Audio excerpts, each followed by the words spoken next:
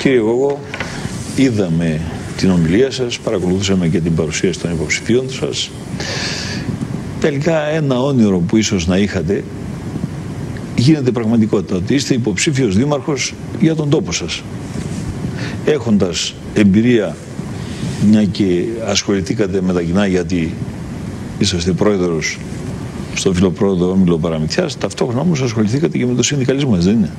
Παλαιότερα ναι. Υπήρξα πρόεδρος των εφοριακών του νομού Θεσσαλονίκης για 2 τριετίες και είμαι ακόμη ερατό μέλος των υπηρεσιακών συμβουλίων της ΑΑΔΕ, της Ανεξάρτητης Αρχής Δημοσίων Εσόδων. Μάλιστα. Ποιο ήταν εκείνο, τι ήταν αυτό που σας όθησε να ασχοληθείτε με την πολιτική, κύριε Γόγο? Όθηση. Δεν θα έλεγα όθηση, εγώ θα έλεγα ανάγκη για αλλαγή. Ποια ήταν αυτή η ανάγκη? Γιατί είπατε προηγουμένως ότι δεν έγινε αυτό από κομματικούς λόγους, αλλά από ανάγκη για αλλαγή και πρόοδο. Ανάγκη λοιπόν για δημιουργία, ανάγκη λοιπόν για προκοπή. Άνετα θα μπορούσα να καθίσω στο σπίτι μου, να κάθομαι και να ασκώ κριτική, να είμαι βορρά το καναπέ μου. Είμαι άνθρωπος δραστήριος, είμαι άνθρωπος που θέλω να έχω λόγο και άποψη για τα κοινά, είμαι άνθρωπος που θέλω να συμμετέχω.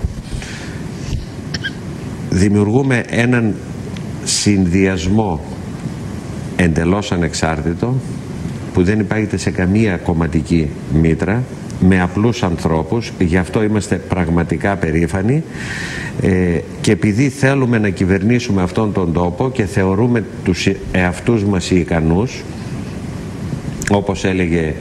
όπως έχει πει και η κυρία Γλίκατσι Αρβελέρ, φταίνε οι ικανοί που τους κυβερνούν οι ανίκανοι. Δυστυχώς αυτό τα έλεγαν και αρχαία, αλλά εμείς, με λοιπόν, λίγο διαφορετικό τρόπο. Εμείς λοιπόν θέλουμε να προσφέρουμε. Βασικός σκοπός του συνδυασμού αυτού είναι να ενεργοποιήσουμε όσο το δυνατόν περισσότερους ανθρώπους, απλούς ανθρώπους, δικούς μας ανθρώπους της καθημερινότητας που ζουν δίπλα μας, ώστε να έχουν άποψη, να συνδιαμορφώνουμε απόψεις, να συμμετέχουν στα κοινά. Αυτή η δυνατότητα στο να συνδιαμορφώνουμε άποψη τη θεωρώ πάρα πολύ σημαντικό. Μάλιστα. Κύριε Γόγο, ήταν κι άλλοι όμως που είχαν όνειρο σαν το δικό σας, οπότε έχουμε σε ένα μικρό δήμο πολλές υποψηφιότητες. Τι λέει αυτό? Εγώ το θεωρώ θετικό. Μάλιστα. Το θεωρώ θετικό το ότι υπάρχει τόσο ενδιαφέρον και πιστέψτε με από τους συνυποψηφίους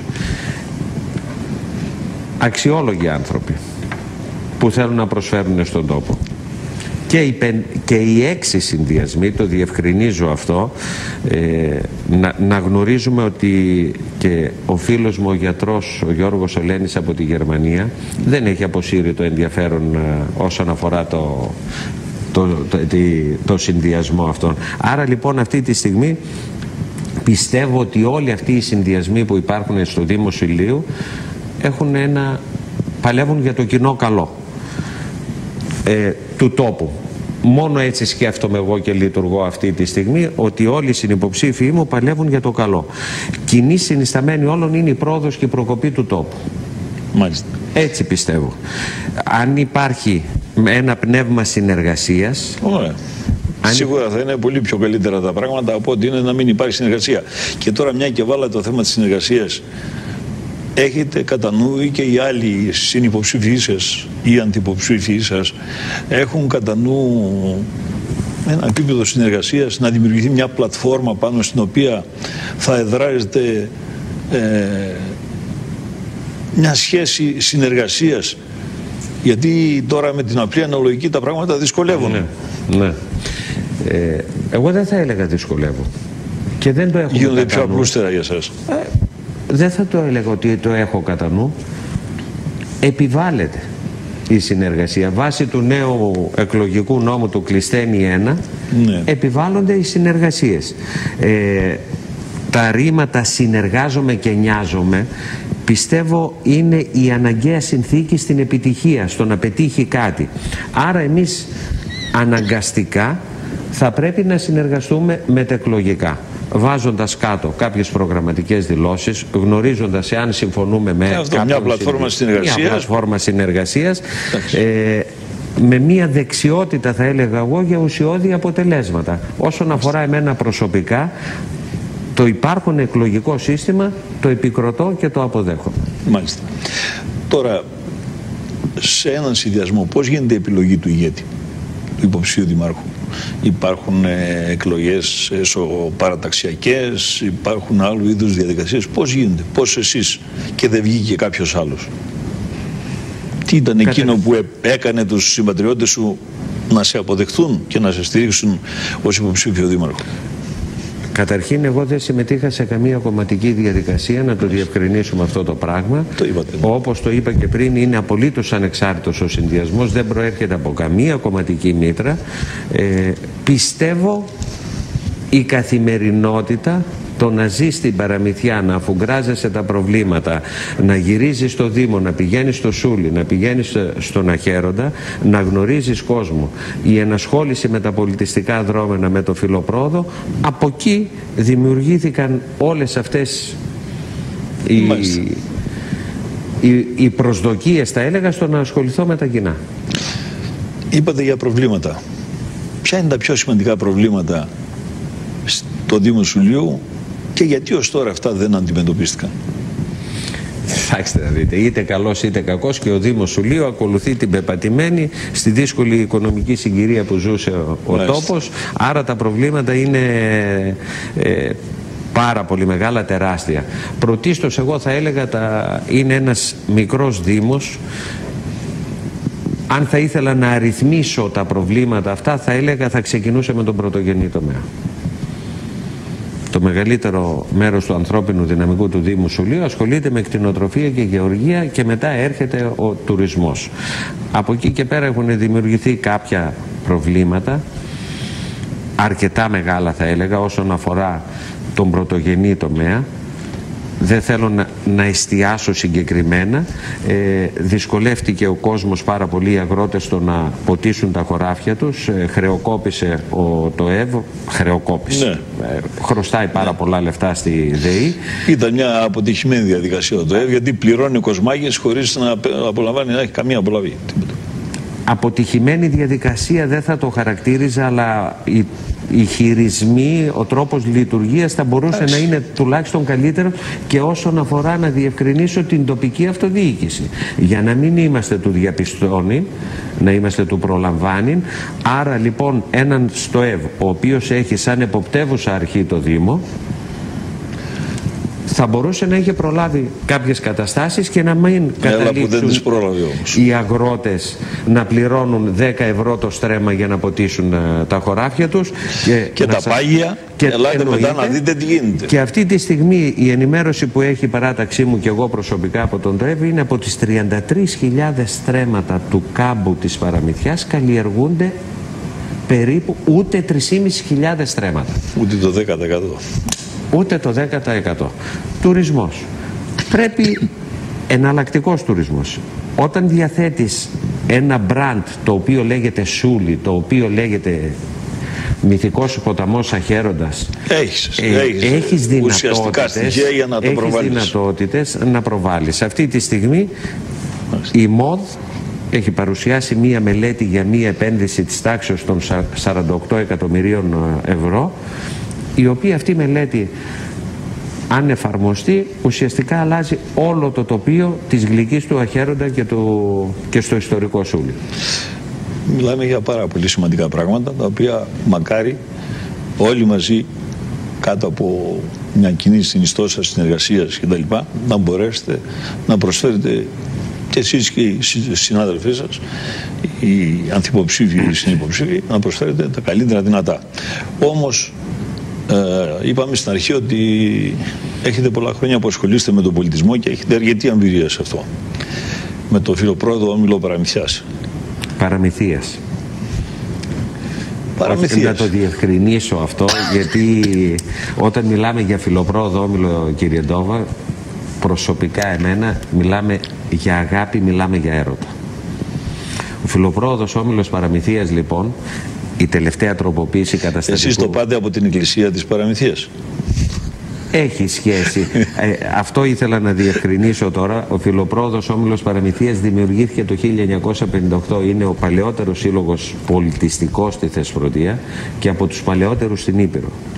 Έχει προσφέρει τεράστιο πολιτιστικό έργο. Έχουν διατελέσει πρόεδροι και μέλη των διοικητικών συμβουλίων ό,τι καλύτερο υπήρχε στην τοπική κοινωνία της Παραμυθιάς. Να ανεφέρω από τον αείμνηστο Κραψίτη, Περδικάρη, Αρβανίτη, Σακά, Κοντό, και να πάω στη σύγχρονη εποχή, ο κύριος Κάτσιος, η κυρία Μπραήμι έχουν διατελέσει πραγματικά και έχουν προσφέρει πάρα πολλά πράγματα όσον αφορά τον πολιτισμό. Εμείς που αναλάβαμε λοιπόν τον Οκτώβριο του 2014, ο βασικός σκοπός ήταν η εξωστρέφεια. 5 χρόνια μετά μπορώ να πω ότι το πετύχαμε σε μεγάλο βαθμό, υπέρ του δέοντος είμαστε ευχαριστημένοι. Αυτή τη στιγμή ο Φιλοπρόδος Όμιλος Παραμυθιάς αριθμεί 307 ενεργά μέλη. Για τα δεδομένα για τον όγκο του Δήμου Σουλείου είναι τεράστια τα μεγέθη. Από δραστηριότητες πέρα των χορευτικών έχουμε τα εικαστικά, έχουμε τη ζωγραφική, έχουμε τη μουσικοκινητική, οδεία και τα λοιπά. Έχουμε οδείο αναγνωρισμένο από το κράτος. Καταφέραμε τη φιλαρμονική, ένα πάγιο αίτημα της πόλης της Παραμυθιάς που ήταν χωρίς φιλαρμονική. Εδώ σας επισημαίνω και υπογραμμίζω, πρώτη φορά φιλαρμονική στην Παραμυθιά είχαμε το 1961. Καταφέραμε λοιπόν, την αναστήσαμε. Έχουμε 40 μικρά παιδάκια που απαρτίζουν τη φιλαρμονική αυτή τη στιγμή και είμαστε περήφανοι γι' αυτό. Περήφανοι. Και συνεχίζουμε το έργο μας. Μάλιστα. Πολύ ενδιαφέροντα όλα όσα μας λέτε. Θα μας δοθεί ευκαιρία και στο μέλλον να μας πείτε πολύ περισσότερα. Ελπίζω ότι όλα αυτά αποτελούν ένα προήμιο των όσων έπεται να ακολουθήσουν σε ό,τι αφορά το θέμα τόσο από τη μεριά σας της κατοχύρωσης κάποιων πραγμάτων και της δημιουργίας μιας πλατφόρμας πάνω στην οποία εσείς θα μπορέσετε να εδράσετε όλα εκείνα τα οποία ονειρεύεται ο κάθε πολίτης σε μια τέτοια περιοχή. Και είναι πολύ σημαντικό αυτό. Ονειρεύεται να έχει έναν καλύτερο τόπο. Ονειρεύεται να έχει μια καλύτερη ποιότητα ζωής. Ονειρεύεται 1002 πράγματα, τα οποία πολλές φορές δυστυχώς δεν μπορεί να τα πάρει. Η θέληση που υπάρχει αυτή τη στιγμή, τουλάχιστον στο συνδυασμό μου, είναι πάρα πολύ μεγάλη. Έχουμε αποδείξει όσον καιρό ασχολούμαστε με τα κοινά ότι μπορούμε να προσφέρουμε. Όπως είπα και στην ομιλία μου, δεν χρειάζονται ούτε φανφάρες ούτε τυμπανοκρουσίες. Δουλειά, δουλειά, δουλειά. Σκύβουμε στα προβλήματα, βοηθάμε τον κόσμο, βοηθάμε στην καθημερινότητα και το μεγάλο στοίχημα, κύριε Ντόβα, είναι η ανάπτυξη. Πώς θα κρατήσουμε νέους ανθρώπους στον τόπο, πώς θα μπορέσουμε να βάλουμε τουλάχιστον ένα λιθαράκι να πάει ο τόπος μπροστά. Μιλάμε για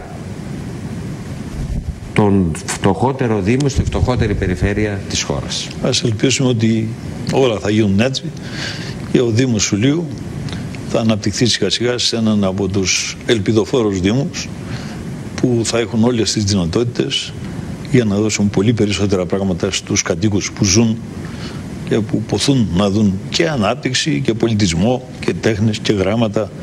Δεν είναι δηλαδή ένα όραμα φευγαλαίο, αλλά είναι μια πραγματικότητα την οποία την επιζητούν όλοι.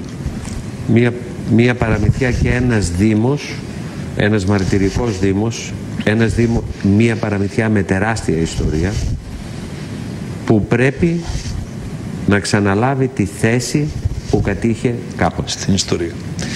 Και εγώ έχω να σας ευχαριστήσω πάρα πολύ που είχατε την καλοσύνη να είστε εδώ σήμερα. Ευχόμαστε τα οράματα, οι σκέψεις, οι αγωνίες, όλα αυτά τα οποία έχετε εσείς αλλά και άλλοι συναδελφοί σας να υλοποιηθούν προς όφελος του Δήμου Σουλείου, της Παραμυθιάς και όλων των συμπολιτών σας. Εγώ σας ευχαριστώ που με καλέσατε στην εκπομπή σας και είχα το χρόνο να εκθέσω επιγραμματικά τουλάχιστον κάποια από αυτά που φανταζόμαστε και θέλουμε να εφαρμόσουμε στο Δήμο Σουλείου. Να είστε καλά.